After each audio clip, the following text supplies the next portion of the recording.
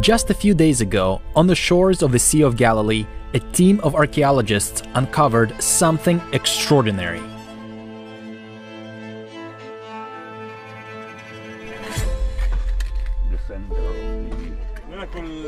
Central aisle.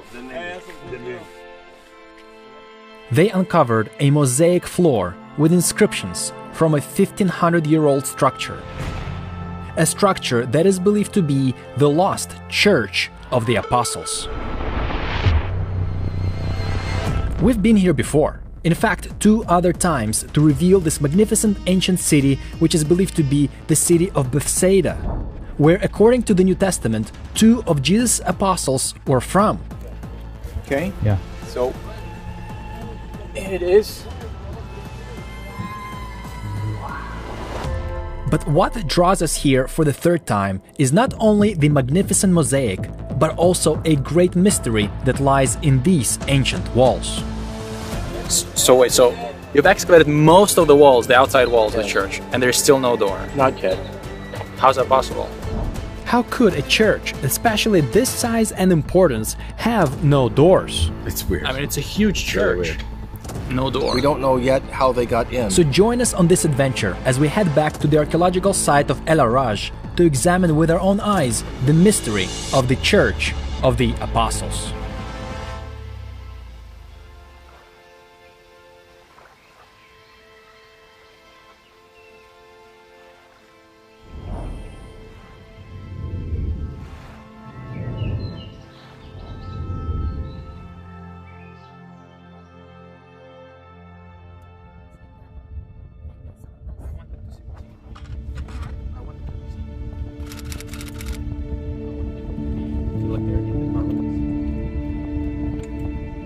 This site is located at the northern shore of the Galilee Sea. This is the area where it is believed Jesus fed the 5,000 people and healed the blind man. Every time we come here, it's like we are taken back to 2,000 years ago. Because the area is still undeveloped, you don't see those big buildings or skyscrapers that you have to dig from underneath them to find things. And that is why the archaeologists were able to dig out a whole city just a few feet under the ground. It's been 3 years since we first visited this place. And today, we're excited to return for another year to see what the team has uncovered.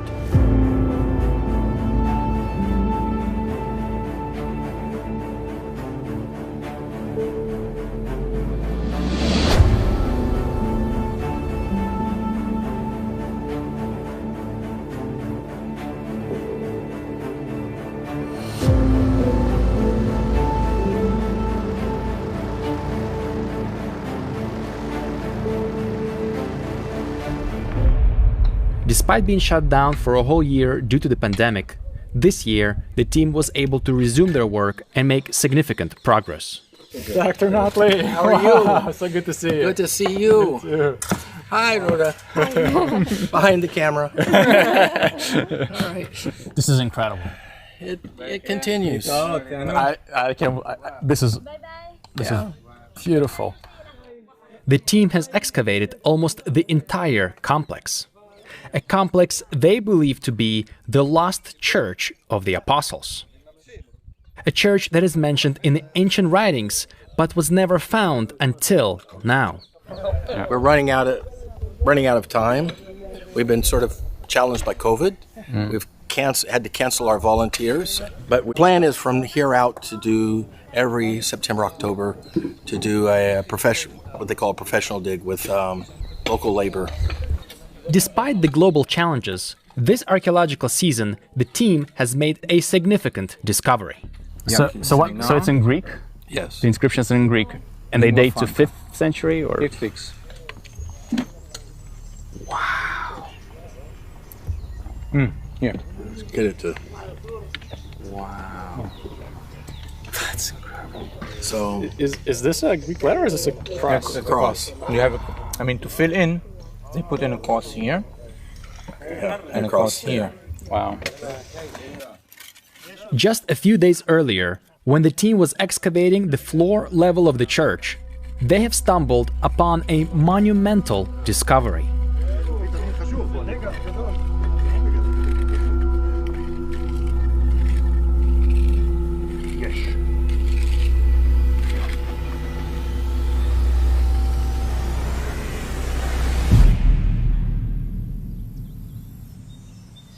they have found a giant mosaic medallion with Greek inscription dating to the Byzantine period. In the days of our ruler, our Holy Father, and our bishop, and then we don't have the names, unfortunately. And then it talks about the renovation. And so apparently it is a benefactor, person responsible for the renovation of the church, which actually matches the archaeology, because what we're finding is that it's, in many places, there's the walls are cutting into the mosaic, which means they're coming after the mosaic floors. So there's various stages in the Byzantine period where it's undergoing renovation and changes. This is an incredible discovery which paints a better picture of the timeline of this city. So let's break down what they're finding here. In the previous seasons, they found Roman-era ruins. Lots of them. Pottery, coins, even a Roman bathhouse. Now, take that together with the historical records, and we can come to a pretty nifty conclusion that this would be the best candidate for Bethsaida Julius, the town where apostles Andrew and Peter are from. That means Jesus could have walked these very grounds.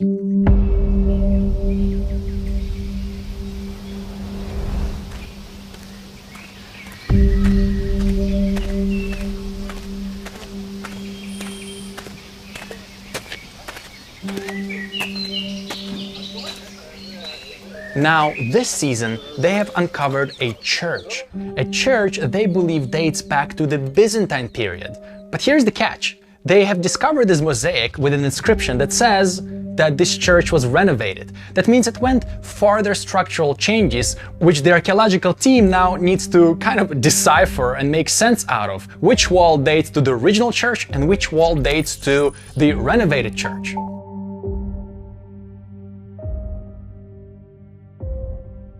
But to make things even more complicated for the team, there comes another group of people, centuries later, possibly the Crusaders, and they convert the church to a sugar factory. And to do that, they construct multiple walls inside the church, on top of the mosaics. Luckily, in some places they add a buffer above the mosaics made out of dirt, and the team still has hope to uncover the original floor. I think you get a better sense of the church eventually when we remove the bulks, these things, sort of artificial barriers, as well as the Crusader walls. And then you'll get an idea of the this is a large church, very large church. How can it be explained? Why would they build walls inside of... This isn't a church. They have a sugar factory. Remember, they're not, the church isn't, for them, is not a place of worship. They're reusing Byzantine walls. They're settled here and are primarily production of sugar. These so-called Crusader walls were built much later after the Byzantine, and they make it very hard to see the original structure. Something that the team is going to fix next year by carefully removing them and expose the true size and layout of this church. A process which may also reveal additional hidden mosaics. So hopefully a year from now, there will be no walls in the center and we can see a clear picture of how the church looked like. That's the idea. And just expose it for you to see. Unfortunately, not all of the mosaics can be recovered, as some of the Crusader walls cut deep through the floor, leaving the mosaics damaged. So this is what left from the main inscription in front of the bema of the church. Which is not much, but still very exciting. Bema would be the altar, like the Old Testament Lama or Bima that they used. It's like the elevated. It's the platform. It's like when you're in Jewish tradition, you come up to the Bima, you come up to the raised platform for the reading of the Torah. Okay. And that tradition gets carried over into the church, where you have this platform in the front. It's where the sermons are done. It's a stage. It's the platform or stage in front of the church. So it's the same word that is used in the Hebrew Old Testament. Yes. Okay. What a cool dig. And how awesome was it for us to see it unfold in the ways that it did. I mean, how often do you find a Byzantine basilica that is dedicated to the apostles? And the location? Right on the Sea of Galilee, right on its shores, not that far from the place where Jesus walked on the water.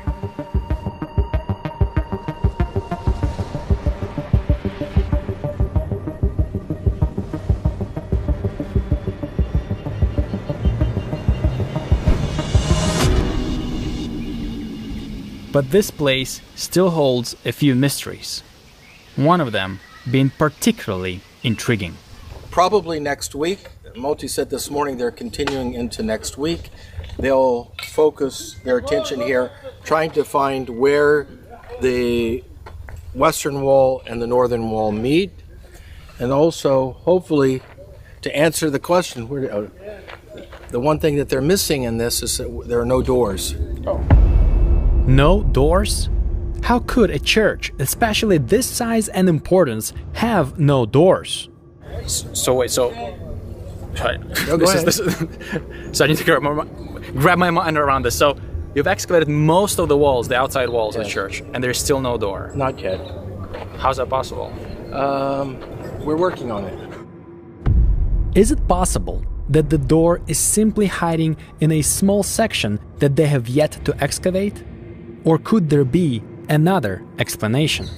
It kind of blows my mind that there's still no door found. It's weird. I mean, it's a huge church. No door. I mean, we haven't done this corner. Maybe here in the corner. But normally you would have a door, like 1, 2, 3 door at this end. That's the normal way to do it. And what would be the size of the doors? Large, usually, or? For a church this size, it would have to be, I think. So, it's very strange.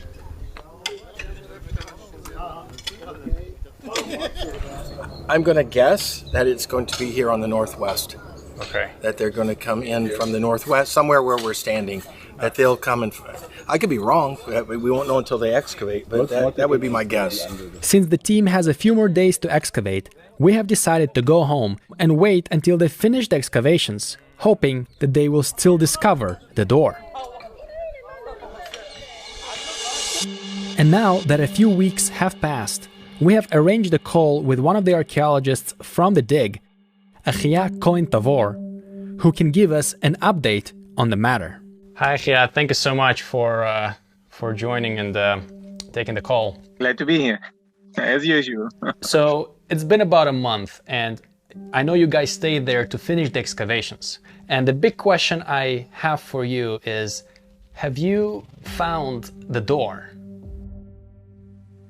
So, no. Still no doorway, no entrance whatsoever to the church.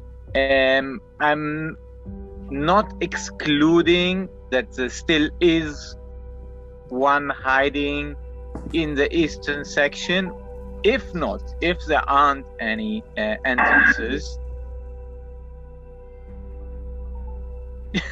it is puzzling. It is puzzling.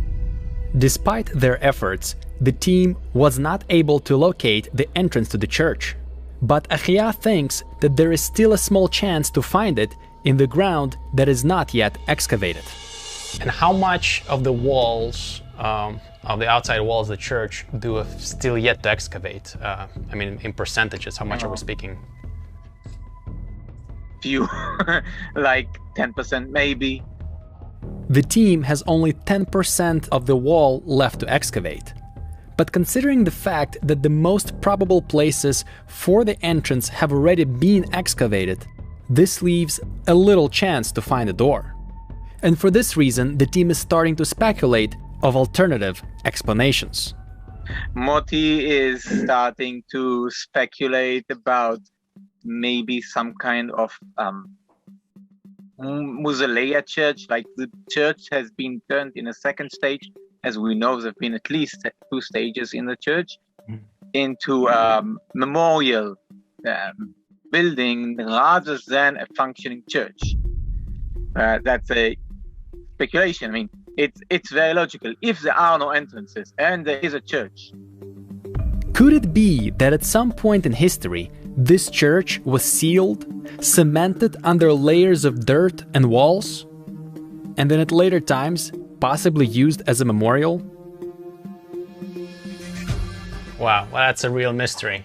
Yeah, that's what's so fun about excavating, that the mysteries are coming on. You answer one question and then another pops up. Wow, well, thank you so much for answering these questions and help us understand a little better what happened after we left, and also what to look forward to next season, next year. We can't wait to see what you guys find there. Playing my fingers, coming back and excavating. Well, we hope we'll be there alongside and document what you guys find. Thank you so much, Achia. Thank you. Bye. Bye-bye. So what now? Now we enter a season of waiting, data gathering, and anticipation. Anticipation for next year as the team returns to finish uncovering the remainder of the wall, open up more sections, and dig deeper to find the answers that we could not find today. It's a bit sad that archaeology season came to an end, because we're going to be thinking about this mystery for a while now. Every time we come here, they like intrigue us more and more with their findings. It's so cool. It's so wonderful. And there's so many more things that the team has found this season that we didn't get a chance to look into yet. Things like a mysterious column that was used as some type of a table, and it stands right outside the main church hall, and nobody can really explain what it's doing there. And then the colorful mosaic floors they found that possibly date earlier than the renovated church. So is it possible the team has gotten to the original level of the church? And then there's this hole that they excavated in the middle of the church that the team is yet to explain as well. And also there's this weird construction in the church which was built later that they still also don't know what it was used for. And all this is just a fraction of information and artifacts that they found here.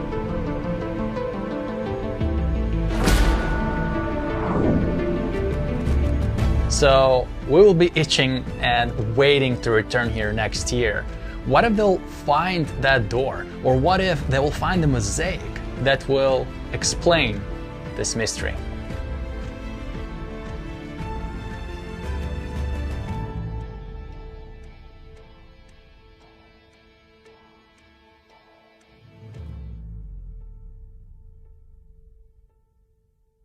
Thanks so much for watching this video, but before you go, we've got something for you. Some of you asked us, how can we come to Israel and be involved in some of these archaeological digs? Well, the truth is, it's actually not easy. You need to be licensed or you need to volunteer, and that costs a lot of money. It's a special schedule, and it's not just come and visit and dig. However, there is one way that we know that you can do that, through a company called Dagesh Archaeology, which is led by archaeologist Achia Cohen-Tavor, who was on this video today with us. And he has a company where he takes tourists, he goes to archaeological digs and has them participate in excavating ancient towns, cities, and artifacts. So you don't just come to see, but you also touch. You participate and maybe even get to go into places where otherwise you wouldn't be able to. Absolutely. And that's pretty cool, isn't it? Yeah. So go to the description of this video where you'll find a link to his website and also his email address. We hope that it will be a blessing to you. We hope you enjoyed this video, and until next time, God bless you. And the best is yet to come. Amen. Bye-bye.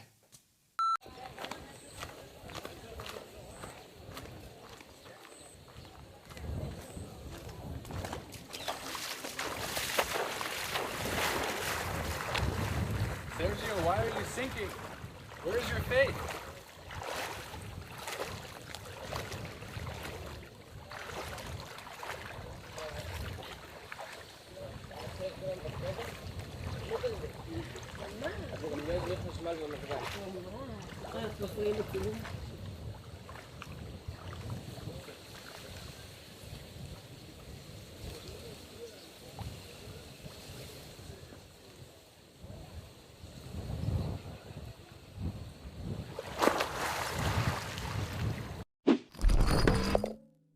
A quick announcement. We have opened a Telegram channel where we send periodic updates and also post exclusive content that we do not include on our YouTube channel. To join, simply open your browser and go to t.me/snrisrael. We hope to see you there soon.